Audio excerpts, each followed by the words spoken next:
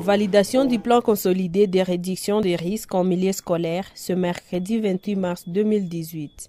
Tenu au centre d'accueil Caritas, l'atelier de validation a réuni la protection civile, les PSP, l'OVG, la Croix-Rouge, la PNC, le FARDC et Save the Children. D'entrée des jeux, le coordonnateur de la protection civile a présenté aux participants l'ossature du travail à faire. C'est dans le cadre de vouloir réfléchir ensemble sur les réductions des risques au niveau des écoles. Et nous avons travaillé en synergie des services.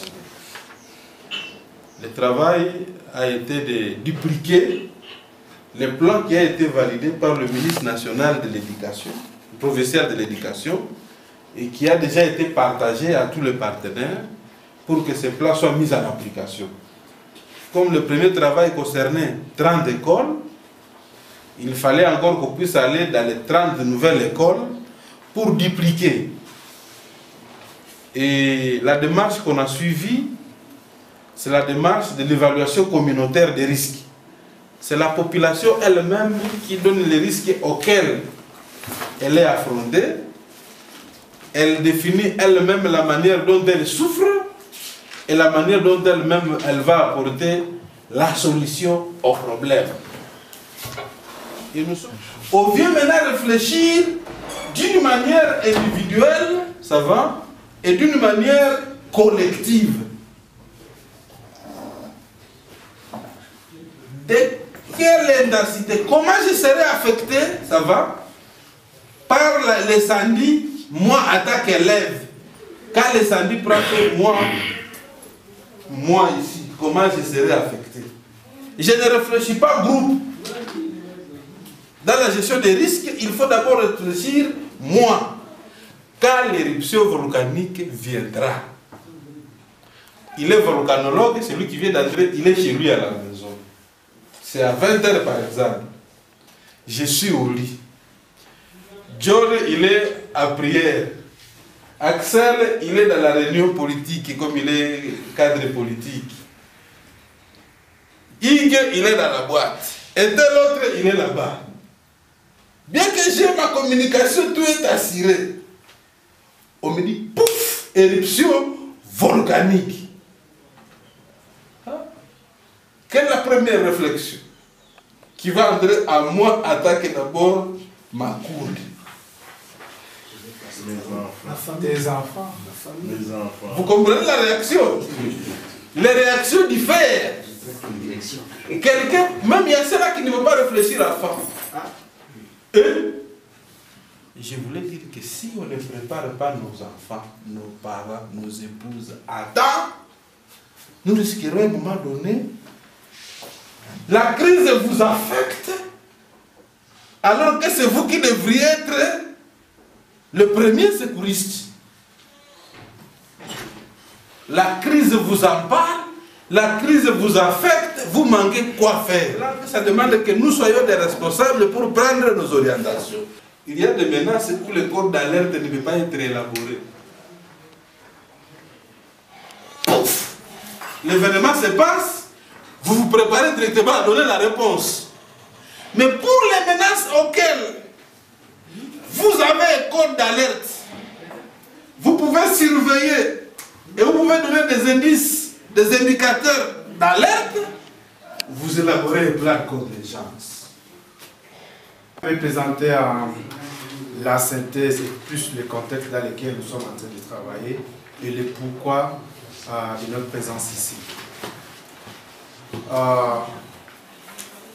Nous sommes en train de travailler sur un projet qu'on appelle School at Zone of Peace ou École comme zone de paix. C'est l'opérationnalisation des lignes directrices pour la protection des écoles durant les conflits armés. C'est un contexte qui est presque nouveau, c'est l'approche qui est nouvelle. Alors, Save the Children que je représente ici, fait partie des membres de la GCPA ou de la Coalition mondiale pour la protection des écoles durant les conflits armés. Et la GCPA, en 2013, a travaillé sur un document que nous appelons les lignes directrices pour la protection des écoles durant les conflits armés. Et il y a eu une conférence à Oslo en 2015. Cette conférence consistait à ce que les États s'engagent pour signer la déclaration des écoles sûres. Et pendant la conférence d'Oslo, il y a 53 États qui ont signé à la déclaration, c'est-à-dire nous nous engageons à protéger les écoles même pendant les conflits armés. Dans notre projet, la phase 1, on a fait des plaidoyers au niveau international mais au niveau national. Et cela fait à ce que la RDC aussi endosse à la déclaration. À l'époque, c'était le ministre des Affaires étrangères, Raimo Tshibanda, qui a autorisé à notre ambassadeur auprès des Nations Unies d'endosser à la déclaration. C'était le 28 juillet 2016. Et là, il y a eu des conférences au niveau mondial et au niveau national. Et on s'était dit, qu'est-ce que nous devons faire, nous en tant qu'acteurs humanitaires, les militaires et même aussi les responsables scolaires, qu'est-ce que nous pouvons faire pour protéger les écoles durant les conflits armés. La première phase du projet, donc avec la première phase du projet, nous avons travaillé dans 30 écoles. Et de ces 30 écoles, nous avons travaillé avec les partenaires étatiques, notamment la protection civile, l'EPSP, l'OVG, la Croix-Rouge.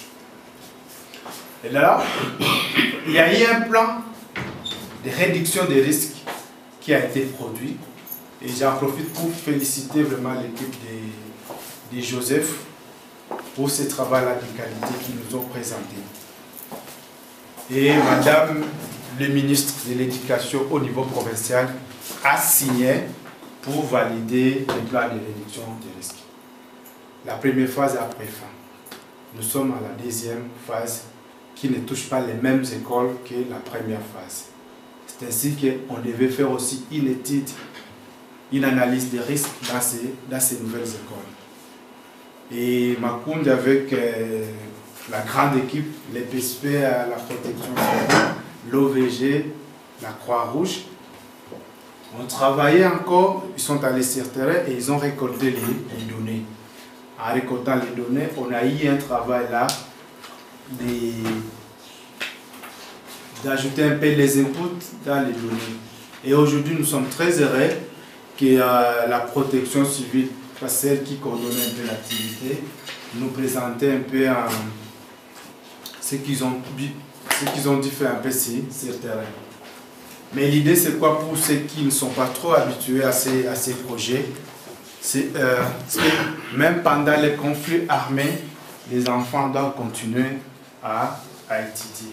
Quand nous disons continuer à étudier, nous ne voyons pas seulement les grands bâtiments, lycées, Maïmelo, je ne sais pas quoi. Même là où ils vont, nous devons nous rassurer, en déplacement, nous devons nous rassurer que les enfants sont en train d'étudier. Parce que, alors, l'objectif de cet atelier consiste à ce que tous les participants qui sont présents, bien sûr, apportent un peu les inputs au plan qui a été travaillé. Et en apportant les inputs, nous allons nous rassurer en quittant cette salle que le plan a été validé par les grands techniciens que vous êtes. Voilà un peu en bref les contextes et les objectifs de notre travail d'aujourd'hui. Après cette brève présentation du programme par Save the Children, Protection civile, les participants vont constituer des sous-groupes pour analyser le travail recueilli de la communauté. 4 groupes sont constitués. Dans ces groupes, les explications sont toujours nécessaires pour l'éclaircissement des zones d'ombre dans les projets diplômes. Tout ça, c'est déjà hiérarchisé, donc c'est commun à toutes les écoles. Je suis d'accord, on comprend.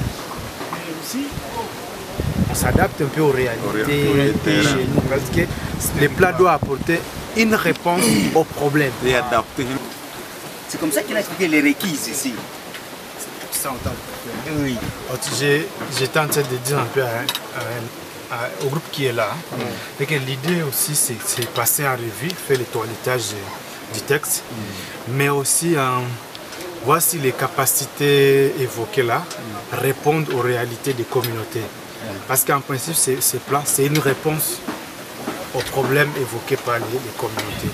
Est-ce que les problèmes évoqués ici tiennent compte des réalités du milieu? Juste un exemple.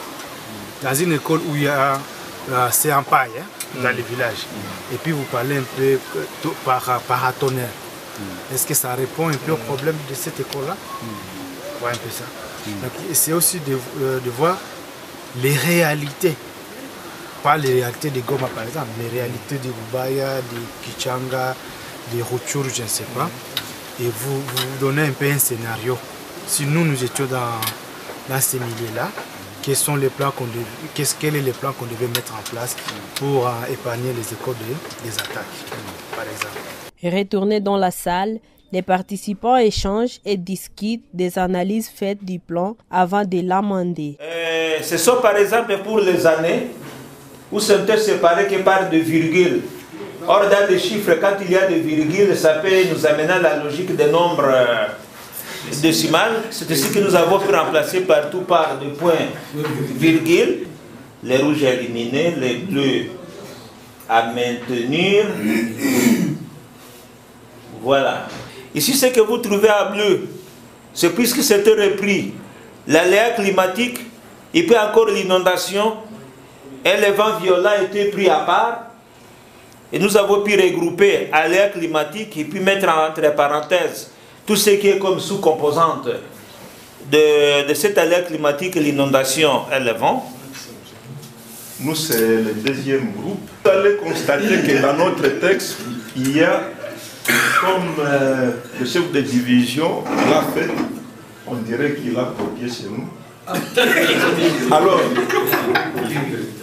nous avons, ce qui est en rouge, c'est ce que nous avons proposé qu'on puisse élaguer. Parce que nous avons, comme vous allez voir, la divagation de bétail entraîne un conflit ouvert entre les verts agriculteurs. Nous avons considéré que ça n'a pas vraiment de rapport avec les conflits armés avec violence. C'est pourquoi nous avons mis les traits en rouge pour proposer à l'Assemblée qu'on puisse l'élaguer tout simplement. Alors l'échec du processus électoral, nous avons considéré que, bon, les conflits armés ne peuvent pas nécessairement amener à, disons, à supprimer l'élection, par exemple. Même s'il y a des conflits armés quelque part, cela ne peut pas amener à ce que le processus électoral puisse souffrir de ça. On a dit que les directeurs de l'école, c'est bon, la sous-division, c'est bon, mais on ne peut pas oublier le comité des parents et le comité de gestion. Ils sont aussi les acteurs principaux aussi dans l'école, dans la gestion de l'école. Le comité des parents est là et le projet aussi est là. On a aussi voulu signaler, partout où on met école, il faut déterminer. Ce sont des écoles qui sont dans le programme ZOP, puisqu'il y a des phases où on notait seulement école. Mais lorsque les gens vont nous lire, ils doivent comprendre que ce sont les écoles dans le programme ZOP. Raison pour laquelle nous avons ajouté ZOP un peu partout. La période, nous avons voulu signaler, puisque la période n'était pas bien signalée. On a jugé utile de signaler 2018. Et pourquoi on a laissé octobre? On dit octobre, c'est bon, puisque c'est le mois budgétaire dans des écoles. C'est le mois budgétaire, ça commence bien. Dès qu'on commence avec les activités, il y aura déjà un chaleur au sein des écoles, les activités vont se manifester. Une fois arrivé au mois d'octobre, le comité de parents, l'école va s'asseoir pour élaborer le budget de l'école. Même ces copains, dans d'autres copains, on peut prendre ces arbres. Parce que ça ne sera pas pris en charge par le prétendu bailleur. Dans d'autres copains, on peut planter les arbres, et je dis, dans toutes les écoles de l'autre Kivu. Alors, est-ce que tu me fais comprendre? Non. Nous, on a été envoyés où? Je ne suis pas arrivé à l'école Les Volcans. Non. Si on veut que j'analyse 6000 écoles de la province du Nord Kivu, c'est un autre cadre, c'est un autre contexte. J'ai dit, au début, on avait commencé avec combien? 30 écoles. Le ministre a vulgarisé le plan pour ces 30 écoles. On vient d'augmenter combien? 30. Ça devient 60. Ça devient combien? 60. Si notre plan spécifique, mesurable, atteignable et acceptable, réalisable dans le temps. Si mon plan que je veux faire n'est pas smart, ça va? En fonction de quoi on planifie? Les nombres d'unités sont à combien? À peu près. Les nombres des infirmiers sont à combien? À peu près. Les nombres des médecins sont à combien? À peu près. Les nombres de ceci sont à combien? À peu près. Les MI, c'est pourquoi il y a des MI, il y a des quoi? Je sais que vous pouvez permettre pour que je place le mot. Nous disons que c'est un plan de la communauté parce que les analyses, quand on a récolté le données, c'était avec la communauté. Et nous avons normalement l'obligation d'aller remettre ça à la communauté pour que la communauté... Nous devons donner un temps à ce plan. Et en confiance au secrétariat. Est-ce que nous pouvons valider ce plan? Si oui, qui sont pour? 1, 2, 3, voilà. Oui, le plan est validé. Nous avons confiance en le secrétaire. On va vous le partager. Mais vous allez découvrir la confiance n'exclut pas les contrôles. Envoyez-nous. Oui. Dès qu'on finit la correction des mains, on imprime. On ne va pas donner en électronique. On imprime pour que vous puissiez lire sur le papier, ligne par ligne. Les participants souhaitent que ces genres d'activités soient intensifiés. Nous avons constaté qu'il y avait beaucoup de nouveautés pour nous aussi. Et nous sommes arrivés, nous avons suivi et ce que tout le monde a dit dans les groupes, nous avons retenu. Mais j'aimerais que ça soit régulier, hein, ça soit un peu régulier. Nous vous remercions de cet atelier. Nous avons appris autre chose, nous avons aussi contribué, vous avez vu. Associer tout le monde, avant, nous serons présents et nous allons nous présenter à tout moment. Dans son allocution, le délégué du ministre de l'Éducation demande aux participants de faciliter l'application du plan et aux partenaires de produire plus d'efforts pour en avoir plus. Au nom de la classe, Madame Adèle Bazizane, qui est notre ministre provincial de l'Éducation, nous félicitons d'abord notre partenaire, SEV, pour l'accompagnement qu'il ne cesse de faire pour l'identification des menaces, mais aussi pour la résilience des écoles en province du Nord Kivu, spécialement dans les 3 sous-divisions dans lesquelles il est en train de nous accompagner. Nous félicitons aussi la protection civile comme bras séculier de la province pour les questions des catastrophes. Le fait qu'elle s'intéresse aussi à la protection des écoles, parce que c'est un cas spécifique qui, d'emblée, n'était pas pris en compte dans les grandes cibles qui sont menacées par les catastrophes et autres problèmes en province du Nord Kivu. Mais avec ce programme, ça a réveillé la curiosité de tous. Et Madame le ministre avait apprécié la première phase du projet, CESOP, jusqu'à publier cela et à obliger même les techniciens de l'EPSP à les mettre en pratique. Aujourd'hui, le fait qu'on a relancé pour les autres 30 nouvelles écoles, c'était parmi les souhaits parce qu'on s'était dit 30 écoles pour toute la province, c'était un échantillon presque insignifiant. On l'a amené à 60, c'est quelque chose. Nous sollicitons que cela puisse encore s'agrandir parce que ça a réveillé la curiosité de beaucoup de responsables qui ne savaient pas comment se comporter. Parce qu'à part l'apport que nous attendons des partenaires, ce projet ici, c'était un projet catalyseur dans les écoles pour leur permettre, tous les partenaires éducatifs, à participer à la sécurisation des écoles, à considérer aussi les potentialités que nous avons, mais des fois que nous ignorons dans les écoles. Mais toutes les écoles, on a compris que toutes les écoles qui sont passées par cet exercice du projet CESOP sont bien outillées et sont capables de se prendre en charge quand il y a des catastrophes par rapport aux écoles qui n'ont jamais été sensibilisés par ces projets. C'est pourquoi nous vous félicitons et nous demandons à tous les parties prenantes, tous les partenaires ici présents, entre autres les services de sécurité, de s'approprier aussi ce plan, parce qu'il y a des aspects réellement qui les concernent. Parce que, mine de rien, sciemment ou inconsciemment, on a constaté que dans les milieux ruraux où ces travaux se sont passés, faute de moyens, des fois on a rencontré que certains lieux stratégiques des écoles ont été des fois occupés par les services de sécurité comme un lieu stratégique, mais après la sensibilisation, nous félicitons qu'on commence à les épargner parce que pour les enfants, que ce soit les groupes armés, que ce soit les services de sécurité du gouvernement, quand on voit seulement la présence des engins ou des armes, pour les enfants, c'est une menace et ça perturbe psychologiquement ou directement la quiétude ou la passation de l'école, des activités scolaires. C'est pourquoi nous sollicitons toujours leur participation à de telles sensibilisations pour que nos écoles soient réellement considérées comme des zones de paix où nos enfants doivent étudier dans la quiétude. On peut même facilement les épargner de tout ce que nous avons comme problème et sont innocents comme des enfants, ils ont droit aux études.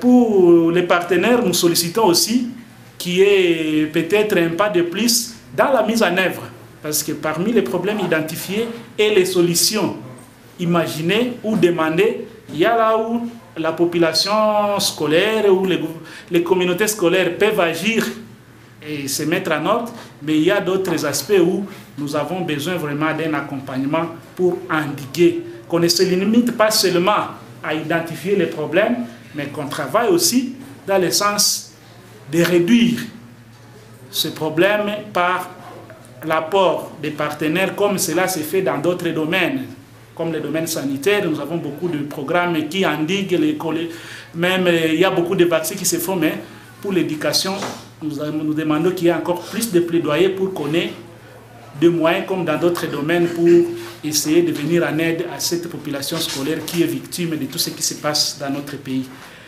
Ainsi, le fait que Madame avait déjà autorisé la vulgarisation et l'utilisation du premier plan, je peux encore rassurer que cette validation va valoir et nous allons lui apporter encore ce document. Nous promettons qu'elle ne va pas vraiment ménager d'efforts pour encore valider et autoriser sa proclamation pour sa mise en œuvre effective dans les écoles. C'est en cette parole, ce mot d'engagement et peut-être d'optimisme que nous aussi, à notre niveau, nous nous approprions le travail réalisé ces jours. Je vous remercie. Notons que ce plan de réduction des risques vise 30 écoles et il est le deuxième au Nord Kivu.